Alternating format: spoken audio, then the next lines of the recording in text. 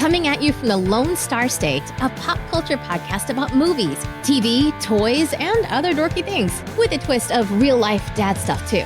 So here he is, Lucky the Dork Dad. This is the Dork Dad Podcast. What's up, dorks? This is Lucky the Dork Dad coming at you with another episode of the Dork Dad Podcast.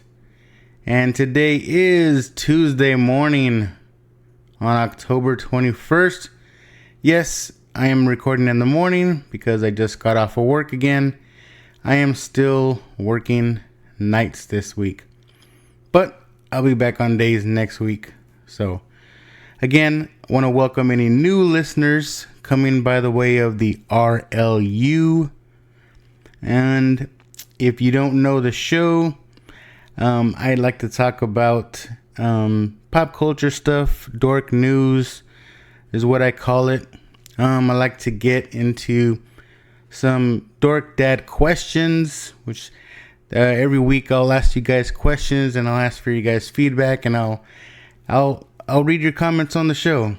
I'll also get into dad stuff, what I'm doing with my kids, and sometimes I'll get into a little what you're watching, which is like what shows, what programs I'm watching or the kids are watching, and let you know what I think about it. So this week, I will be getting into some Batman news, some Star Wars Episode 9 trailer. What? We're going to rock out with the latest feedback from the Dork Dad questions, and the concert me and my oldest son went to this past week. And then we'll probably get into a little what you're watching and a badass Regina King. But before we get started, I have to do my part in supporting the network, so take a listen to this. Oh hey, it's your friendly neighborhood Spider-Man here. When I'm swinging through the city, I like to listen to the Geek Out Show podcast. It's great. They talk about comics, collectibles, anime, video games, you name it. So take my word for it and check them out anywhere you can listen to podcasts. And on rawlivepod.com. Oh, gotta go. Looks like Doc Ock is causing some trouble. Yes, and the Geek Out Show you can find on the Raw Live Unedited Podcasting Network. And talking to Gil, you might hear me on one of their upcoming shows, so be on the lookout for that. So how do I normally start off the show? I like to talk about the weekend box office numbers. That these numbers are according to boxofficemojo.com. For the this past weekend, October 18th through the 20th, coming in at number 3 is Zombieland 2 Double Tap with $26.8 million. Dropping one spot is Joker, coming in at $29 million. And the new number 1 for this week is Maleficent, Mistress of Evil, with a $36.9 million over the weekend. You know, I gotta say, I probably record in the worst room in my house. I record in my little study area up in the front of my house, where I have a big ass window and glass double doors, which you can hear everything that's going on. And we live pretty close to an Air Force base, so like you hear planes going by too. This is a little annoying when I'm trying to record, and there's always more noise during the day, of course. So if you hear background noise, that's what it is. Plus today's garbage day. You'll probably hear the garbage truck pretty soon too. But anyways, let's move on to some dork news here. Alright, let's start with some Batman news. So the rumored Jonah Hill is supposedly out of the running for Riddler in the new Matt Reeves Batman movie. There is rumors saying that he wanted too much money. So they said, sorry, buddy, you are out. And they have decided to cast a Paul Dano. Now, this guy has been in a lot of things. He's one of those guys where you recognize his face, but you don't quite remember exactly what he's in. He's been in a lot of stuff. He's been in Little Miss Sunshine. He's been in The Girl Next Door. Let's see what else. He's been in There Will Be Blood. Just a whole handful of smaller roles. 12 Years a Slave. But so that is our new Riddler. From what I remember of him, he seems pretty legit. So I guess this is gonna be his one big breakout role, if you will. And to be honest, I'm kind of glad they didn't go with the Jonah Hill. I'm scared of any comedian coming in as one of these roles because of I really like the darker tone that we got from Joker, and I hope that they learn from that and try to go with the more serious and less jokey type of movie for Batman. But we'll just see. I mean, in the Patman, as the RLU has coined, the Patman, Robert Pattinson, says that his Batman is not a hero. So what does that mean for us, right? Hopefully it's what I think it means. You know, we're gonna get a more serious Batman, more back to the old school roots of him being a detective and him not really seeking out to be a hero. He's just trying to find himself, if you will, because just as Joker, Batman's a broken man too. I mean, he's an orphan and he's just he's trying to find himself too. So I'm really excited for the Patman. And what we announced last week, Zoe Kravitz being Catwoman, that one I'm still not too sure about, but I'm good with the Patman, and I'm definitely good with this Paul Dano as the Riddler. Speaking of Batman, I have been really into The Curse of the White Knight. Now, I'm not, I mentioned it before, I'm not like a really big comic head. I'm a fan of comics. I usually collect for the covers, the artwork. I usually pick out what I like to see. But here recently, I've been actually going back and actually reading different storylines. Of course, The Dark Knight Returns, which is my favorite right now. Also, Long Halloween. And right now, I just finished The White Knight. And currently, I think we're on the third book now for The Curse of the White Knight.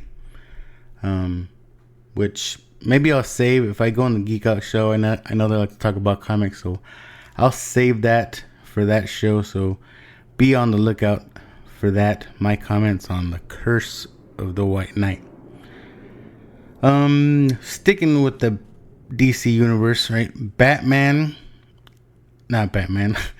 Joker is looking to be the highest grossing R-rated movie ever. So that's pretty awesome in itself and kind of surprising. I guess I just didn't think of the ratings as far as big movies and high grossing movies. But yeah, Joker is set out to be the highest grossing R-rated movie.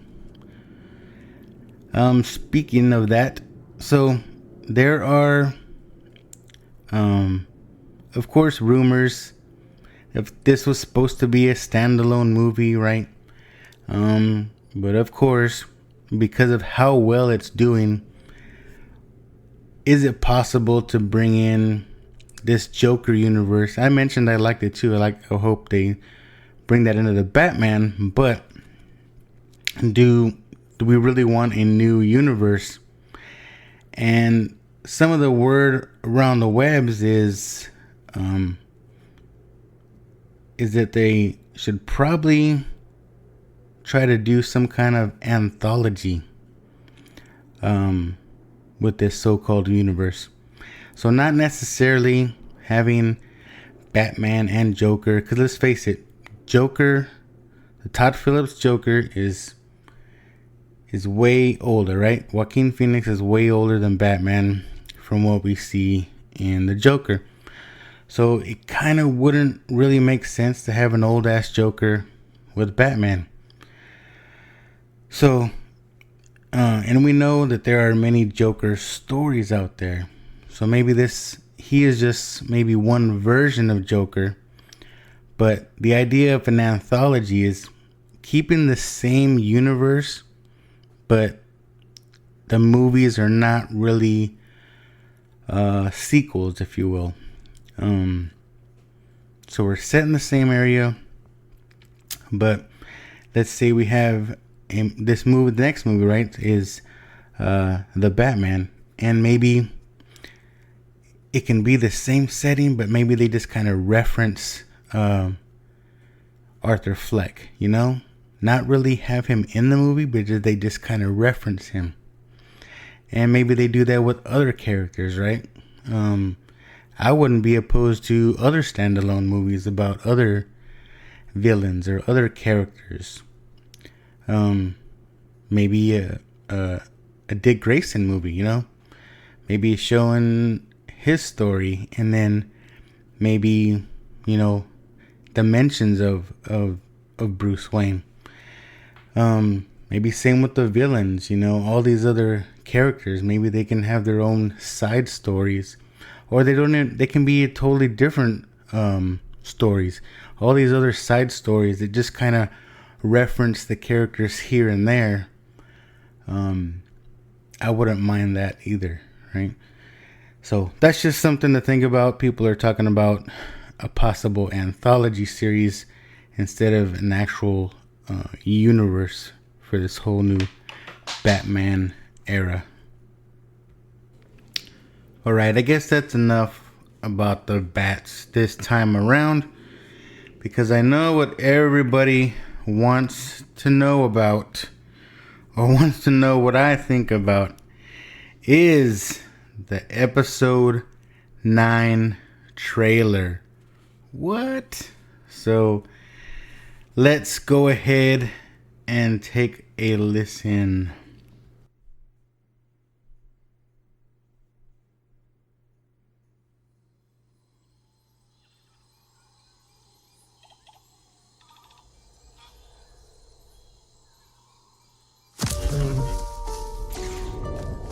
It's an instinct.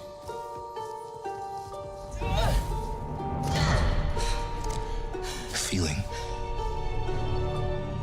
The force brought us together.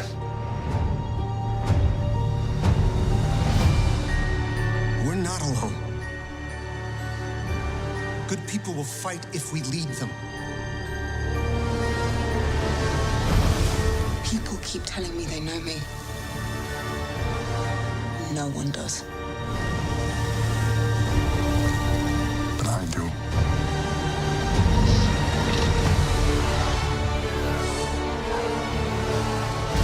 Long have I waited. And now you're coming together.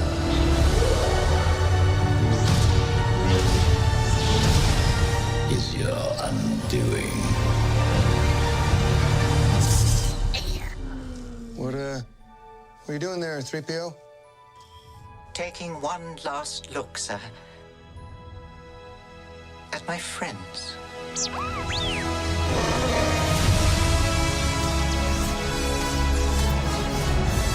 Confronting fear destiny of a Jedi.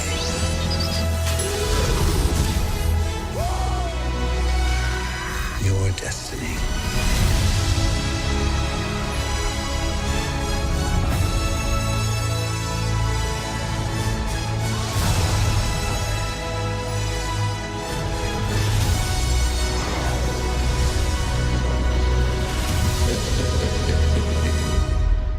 The Force will be with you. Always.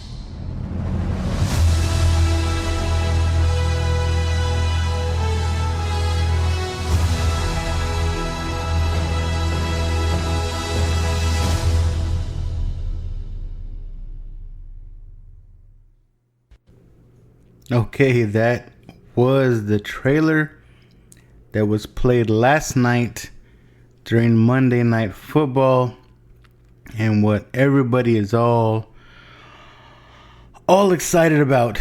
So, first impressions is just wow. Wow. There's a lot of stuff going on here. I mean, damn.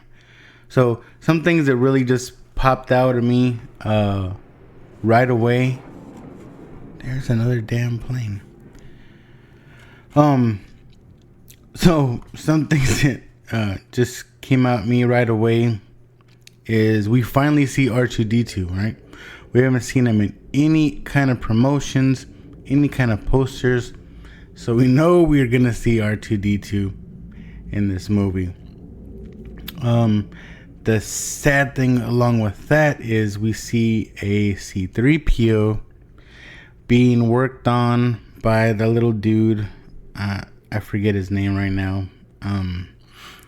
But like half of his head is missing, and he's doing something. So something happens to to C-3PO, and they ask him, what's going on? What are you doing? And he says, I just want to see my friends one last time. So, we're going to lose 3PO, or something's going to happen to him. Is he getting his memory wiped? We don't know. But we're definitely losing 3PO. Some other things that stood out to me. Were those horses? Did you guys see that? Space horses. Looks like Lando's daughter's character is coming with some dudes on some kind of space horse. Okay, so that's a first for Star Wars. What else just stood out to me? We got no Knights of Ren or no Sith troopers in this trailer. So are they saving them for something? I don't know. We see Rey and Kylo kind of at the same time, like destroying this, what looks like maybe a statue or maybe some kind of figure. And it just crumbles, but as it's crumbling, to me, I saw what looked like the burnt Vader helmet. So, is that a Vader statue, or was it a vision? So I thought that was a little interesting. Those familiar with the animated series Rebels, there's a shot with all of the Rebel fleet coming, and you get the Millennium Falcon there on the front, and they're off to the right. To me, there's a ship that really, really resembles the Ghost from Rebels. I don't know what you guys think, or if you're familiar with that ship. To me, it really, really looks like that ship. So, what does that mean? Or is it just something they threw out there for the fans? I don't know. What else? So, which interesting at the very end, when we get the famous line from the first movie, right? The Force will be with you always, right? We hear Luke's voice. the Force will be with you. And then it sounds like Leia's voice when it says always. So I'm interested to find out when does she say that line? Are we gonna get a Force ghost Leia? So that's just my thought. Those are some things that just really popped out of me when I first saw it. But there's a lot of cool things going on in this trailer. Yeah. I mean, we see this throne, right? Is it the Emperor's throne? I have to assume it's the Emperor's throne. We see it looks like a starfighter. A Star Destroyer. Like, it looks like it's coming out of the ground. Or maybe it's ice. To me, there's a shot where they're like headed toward like this ice island kind of thing. To me, it looks like ice or an iceberg. You get a shot. For me, it looks like Rey is looking up, and they don't show him, but you can see kind of like the Sith hood. To me, it looks like that's possibly she's looking at the Emperor. He says something to the nature of that he's been waiting for this for a long time. You two coming together is your undoing. So what does that mean? All right. I am really, really excited for this movie. So not only did the trailer come out, but tickets also went on sale Monday evening. And I was at work, but I managed to get online. As soon as I got an email notification that they were on sale, I was able to get on for day one. So I got tickets for me and the family on Thursday, December 19th. So super excited for this one. Can't wait for it to come out. Yep. I'm ready. So I guess keeping with the Star Wars theme here, I have mentioned I missed out on grabbing a Mandalorian figure from Triple Force Friday. I have been looking everywhere, online, Target, Walmart, and I can't seem to find one. I mean, you see some from the scalpers, but I don't want to pay $40 for a $20 figure. When I know there's going to be more out there. So, this weekend also, if we talk about some dad stuff or mom stuff. So there was UIL competition for band, and my wife went to help out with that. But I took the youngin', my youngest son, we went to a toy show. So those are always fun, at least for me. Sometimes I have to drag my kids to them because they think they're boring. So I was on the hunt.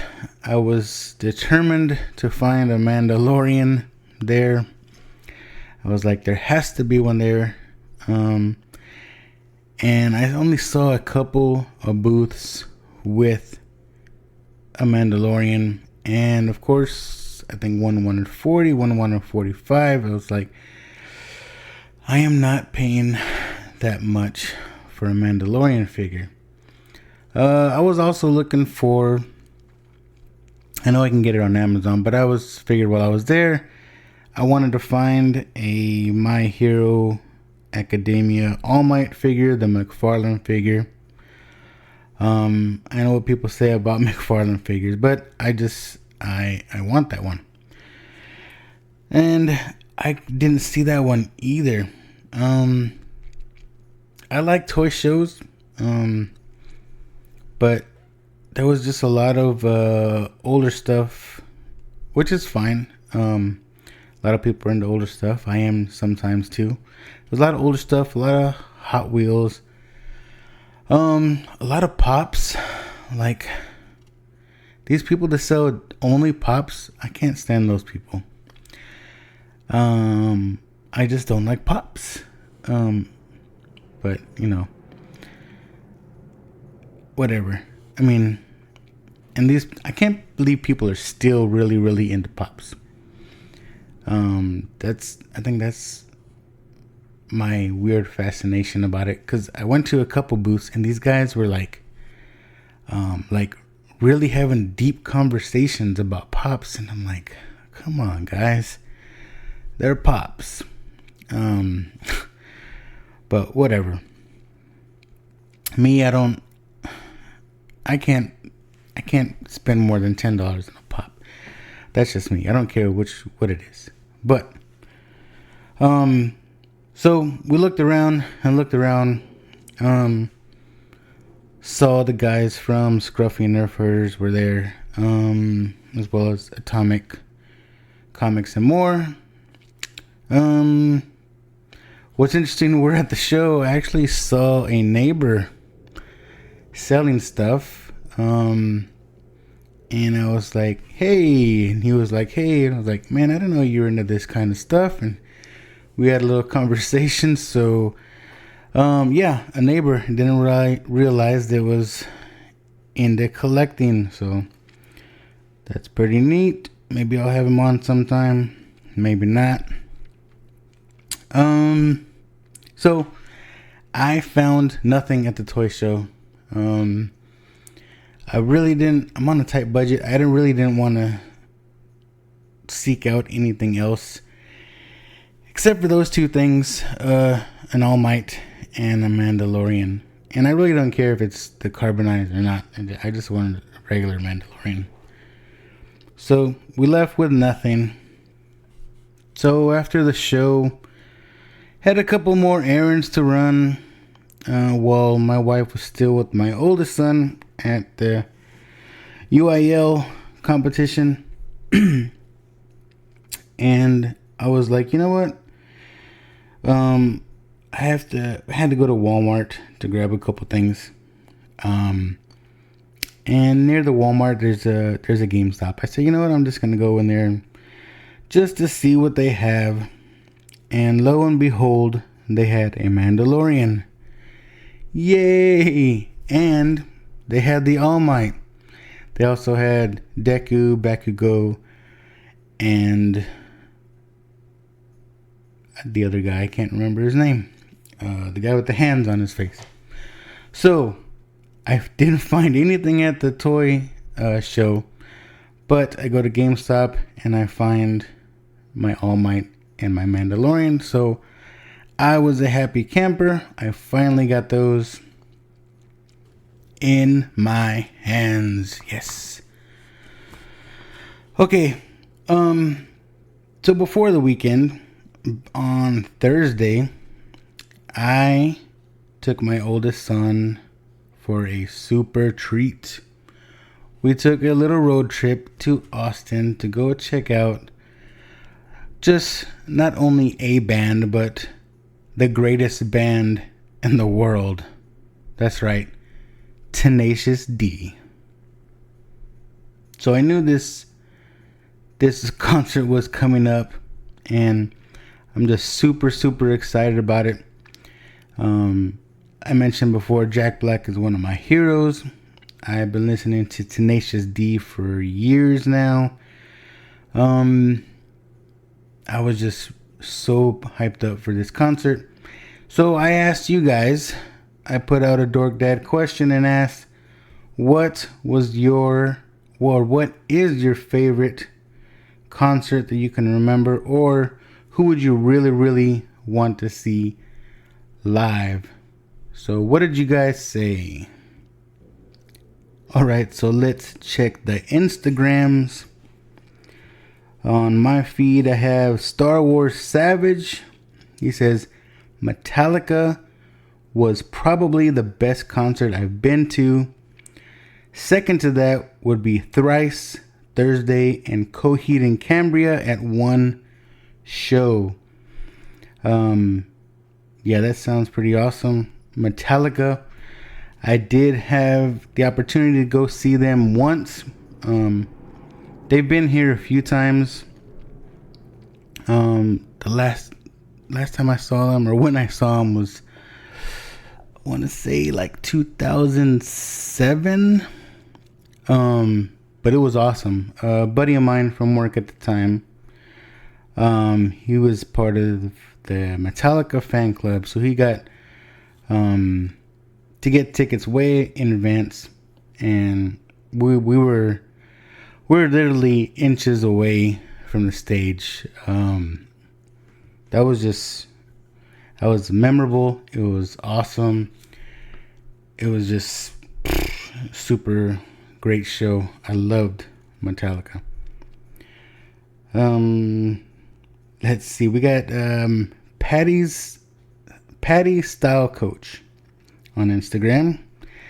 Says best concert ever, Ben Harper.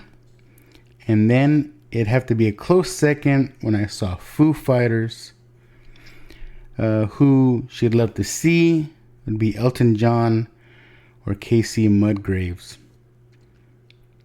Foo Fighters. I missed them the last time they came to Austin. That is one band I really, really want to see as well, if I ever get the opportunity. Elton John, yeah, that'd be awesome.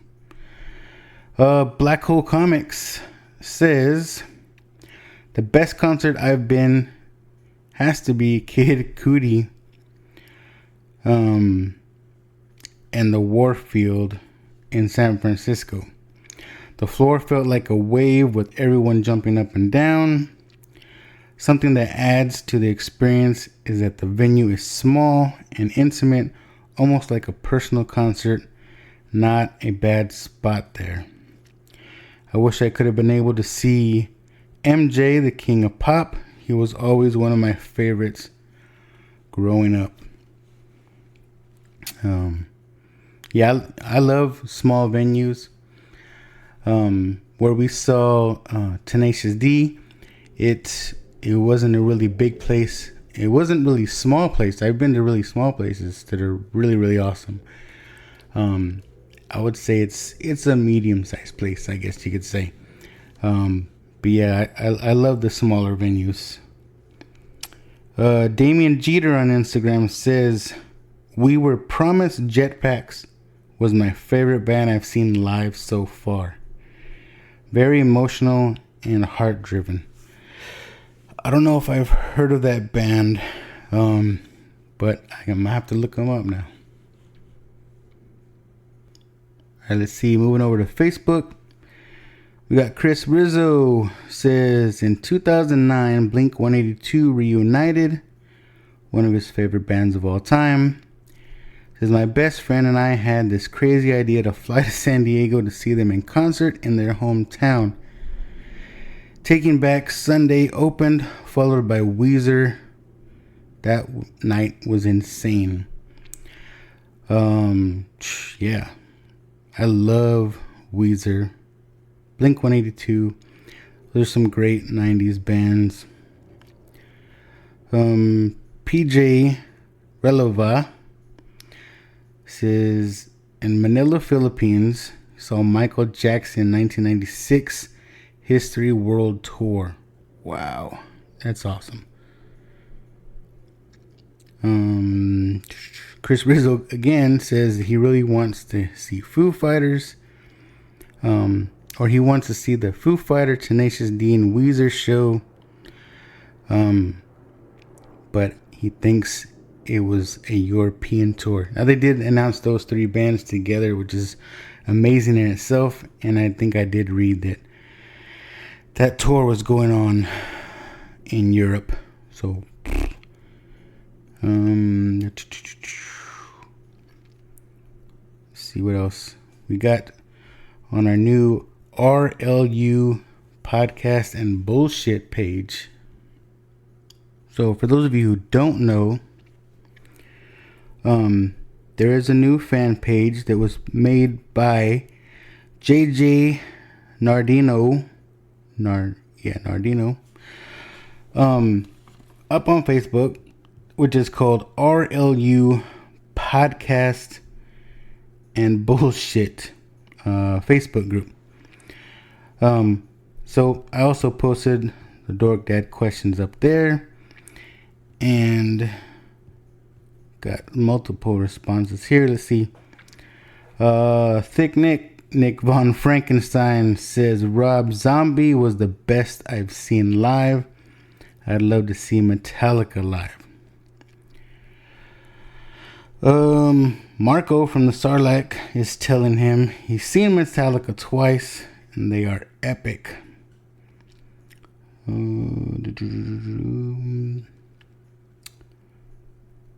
What else? Let's see, Nick Von Frankenstein also says I'd put Guns N' Roses at number 1 because I had 10 to 15 rows from the stage, but Rob Zombie was just a better show.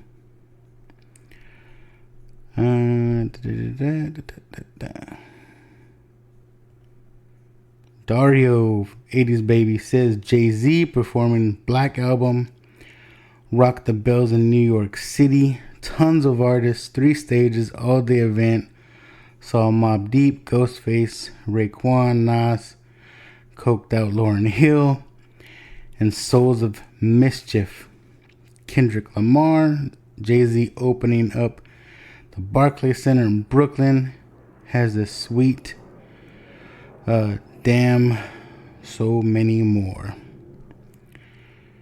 He also says, I often wish I was 10 years older. So many more I could have went to see a raw live performance from Biggie, Big Pun. Man, I would have loved that. Also seen the whole Wu-Tang minus Old Dirty Bastard just this year. JJ says that he was at the 2010 Rock the Bells also. Marco again says, oh my god, so many. I think my favorite I've been to was Alice Cooper and Rob Zombie, but any Slipknot or Ghost or Clutch show is amazing. Who would I love to see that I haven't yet? If it was possible, Rage Against the Machine. Dude, I've seen I haven't seen Rob Zombie, but I've seen Slipknot at one of those all-day concert festivals in the late 90s. They are crazy to see. They got like 10, 12 dudes just running on stage with masks on, and you don't know what the hell is going on. They could be lip syncing for all I know, because you don't even know what they're doing, but they're crazy. Let's see. So JJ comes back and says 2010 Rock the Bells, Wu-Tang main act, Governor's Island, New York City or New York, and 2006 Save the Rhinos concert hosted by Mark Echo in Central Park, Lupe Fiasco, Styles P, Rakim. Also, Action Bronson knows how to throw a concert.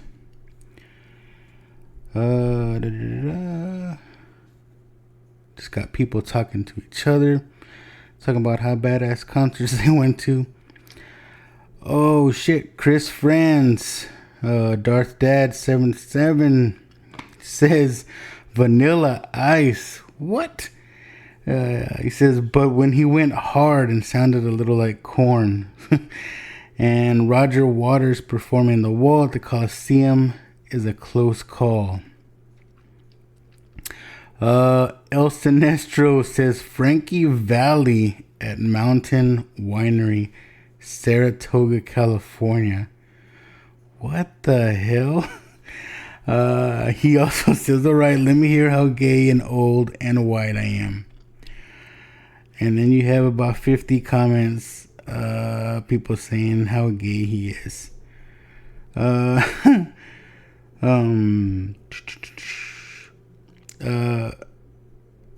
Yeah. Marco says there's nothing wrong with the little Frankie Valli. And everybody's saying that El Sinestro is gay. Yep. That's like half of the comments. Let's see. And we got a Marty McCusker. Says he can't pick just one. Metallica, Prince, Opeth, Iron Maiden, Devin Townsend are the best concerts he's ever been to. So a whole lot of responses there, all over the place, and everybody ragging on each other. Again, this new Facebook group is a whole lot of fun for any listeners out there to my show or any of the RLU shows. Be sure to get on Facebook if you're not on Facebook, and you can join in the conversation with all of the RLU gang. That is the Facebook group RLU Podcast and Bullshit. It is a public group, so anybody can join in. So do that. So again, that question was leading up because I knew me and my son were going to go see Tenacious motherfucking D. All I have to say about the show, it was awesome. Jack Black, Jack Black is exactly the way you think he is. Whatever you think Jack Black, however you think he acts, that is exactly it. I love Tenacious D. I love Jack Black and Kyle Gass. To me, they are regular dudes. They're a couple old fat guys that are just that just rock your socks off. I guess I relate because I'm a fat dude, and there is a part in the show where Jack Black does a fat boy move. If you're chubby, or if you've been fat, or if you just wear tight fitting clothes, or if you don't know, some fat guys, sometimes they'll get their shirt and they'll pull their arms in and like stretch it out just to make it a little more comfortable. I was laughing my ass off when, like, after one song, Jack Black said, "Hold on, I gotta do something. It's getting a little snug here," and he stretched his shirt out like that. That was the funniest shit ever. Like I said, they're just regular guys. But if you don't know Tenacious D, listen to them. They're just weird, whacked out songs. They're always talking about dirty shit and hard fucking, and they like to claim themselves as the greatest and best band in the world, which in my opinion they are. So if you want to see some live clips that I took, I don't mind sending them to you. You can message me at dorkdadpodcast@gmail.com. I'll send you, I recorded them performing Tribute and a couple other things. Tribute's my favorite song that they sing, though. I just can't post that stuff because of copyright stuff. But if you want to see it, I'll send it to whoever wants to see it. Yeah, it was just a great show. It was awesome. Probably one of the best times I've had at a concert, and probably one of the best times that I could say I shared with my son. I even got a little emotional at one point. Yeah. Plus, we were like super, super close. Like I said, it's not a really big venue, but we had floor seats, and I made sure we got there early. So we were literally like maybe no more than 10 feet away from them, from the stage, from them themselves. It was just awesome. Just awesome. Love them. All right, let's move on to what you're watching. So I got a couple things that I've been watching this week. New show on Netflix with Paul Rudd called Living with Yourself. Now, when I first saw this and I saw sort of the synopsis, I thought it was gonna be like Multiplicity. I don't know if you guys ever remember Multiplicity with Michael Keaton, where he clones himself and then he clones himself again and again and again. But this is totally different. So Paul Rudd, I thought it was going to be somewhat of a comedy. It's funny at times, but it's a little more serious than I thought, but it's still a pretty good watch. It's not the greatest show, but I do like where it ended up and maybe see where we're going. Not to give too much away. So Paul Rudd, his name is Miles, and he is just in a rut. Kind of reminded me what we were talking about on the RLU Weekly show when I was on there with me and Adam talking about our problems. So I could relate a little bit. This guy was in a rut at his job. He's in marketing, right? He's trying to sell or promote this this company, and he's stuck. He has nothing. He can't think anymore. He can't concentrate anymore. He's frustrated with himself, his life. Him and his wife, they really want to have a baby, and he's just like not into it, and he's just done. He's stuck. He's going through some stuff, and a coworker of his is like stealing his thunder, because originally, from what I'm getting, he used to be the top go-to guy at his job, and he notices this other guy's kind of stealing his thunder because he just doesn't have it anymore. And his coworker sees him kind of down, and he knows something's going on with him, and he decides to let him in on a little secret. He says, I never used to be the way. I was never outspoken as I am now. I am just a whole lot better. I went to this place, and they really help you refocus and relax and this and that. He's like, I went to this place and I left there feeling like a new man. So he tells Paul Rudd this, and Paul Rudd decides, you know what, why not? I'm stuck. It wouldn't hurt to go check it out.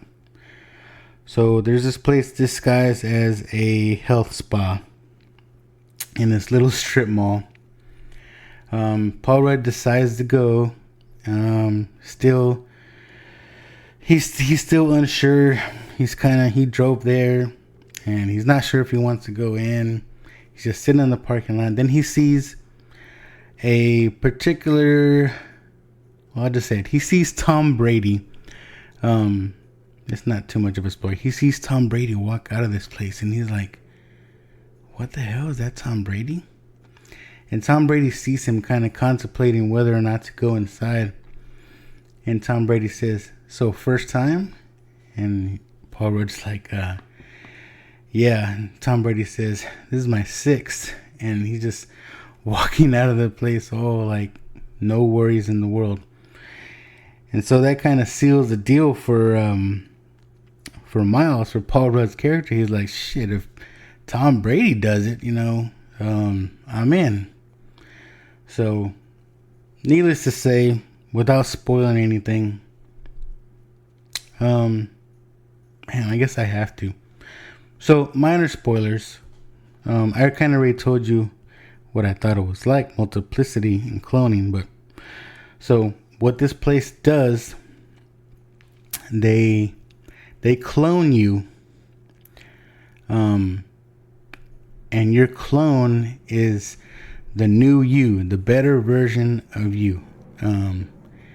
So what they're implying is Tom Brady has been cloned 6 times, and every time he's a better version of himself. But what's kind of shady is they clone you, right? The clone is the new you, but what happens to you? So they give you some gas to knock you out, and they bury your body in a field, and they transfer all your thoughts and knowledge to your clone. So like I said, it's pretty interesting. But what happens when Paul Rudd goes in there, as they're giving him the gas, you can like the gas isn't working right. The gas is barely coming out, and you see the workers in there arguing. They're 2 Asian guys, so they're arguing back and forth. And Paul Rudd's like, "Hey, what's going on?" And they're telling him, "No, just relax, lay down." So obviously the gas didn't work, and Paul Rudd wakes up. So now he's still his original self, but yet his clone is out there also. And it's just wacky, crazy. His wife finds out that there's 2 of them, and then it's a crazy show. I would say, as I'm talking about it more, I'm liking it more. I would say it's worth your watch. So check that out, Living with Yourself on Netflix. So what else have I been watching? Now, something has just premiered Sunday night on HBO. That is The Watchmen new series, episode 1 just came out. And they are saying it is one of the highest rated premium cable premieres since 2016, since Westworld. So that's a positive thing. Now I know the movie The Watchmen. I'm not all that familiar with the comics. So to be honest, I'm not really sure what I watched. I don't know if it relates at all to the comics in any fashion or form, but it definitely looked pretty cool. This is obviously a time after the movie. There's this group of vigilantes or outlaws that they all wear the Rorschach mask, and it appears like people are scared of them. Even the police have to wear a mask to cover their faces, just for the fear of anyone knowing them or recognizing them, that they are a police officer, a member of the law, that they will be attacked, or there's a chance that they can be attacked. So the opening of the show, very powerful. Show a time that's heavy KKK, very racist. They show just gunning down, just terrifyingly gunning these African Americans down. You see this family trying to get away. They have a little boy. They meet up with this group and they say, "We can't take you." And they say, "Well, please just take the boy." And that group has a little baby. You see them run off into the streets. Then they show them later on, they finally get gunned down, and you see the little boy. He's all by himself, can't be no more than like 3 or 4, and he sees just everybody dead around him. But then he hears the crying baby, so he picks up the baby, and that's how it starts off. Everybody he knows dead, gone, just him and a little baby. Then I'm assuming we fast forward way in time. I'm not 100% sure, but I'm assuming the baby is Regina King. And Regina King is just a badass in this show. Again, I'm not sure of the characters yet, and I'm not sure exactly what's going on. Besides, there's this vigilante group, and Regina King works with the police. And it's just crazy. Like I said, it's only 1 episode, but it's very, very interesting, and I can't wait to see more so I can figure out what's going on. But The Watchmen, it looks pretty good so far. It has my attention. And that's what I've been watching. So I think that might do it for this one. Again, remember to check out 3leggedrabbit.com. That's the number 3leggedrabbit.com. You could find not only 3-Legged Rabbit products, t-shirts, and whatnot, which are very cool. Check them out. But you can also find podcast gear. There's a section there. You can find my stuff, Dork Dad Podcast items, and you can find RLU, Raw Live Unedited Podcasting Network items there as well. And if you choose to pick up one of those at checkout, you enter the code podcast and you get 10% off any podcasting gear. And having said that, be sure to like, follow, subscribe, all that jazz. Shout outs to the RLU Podcasting Network. Shout out to the Collecting Weekly Podcast and all of their shows. Be sure to check those out. Comic Book Characters Podcast, the Hustlers Huddle Podcast. Who am I forgetting? You can check out tacogear.com. That's Gerald Flores that runs Taco Gear. Him and his wife have a podcast called So Taco. Check them out. It's all about side hustlers and trying to make that money. And until next time, I will see you later. You've been listening to the Dork Dad Podcast. Please remember to follow, like, subscribe, and share with your friends. Until next time, keep it dorky.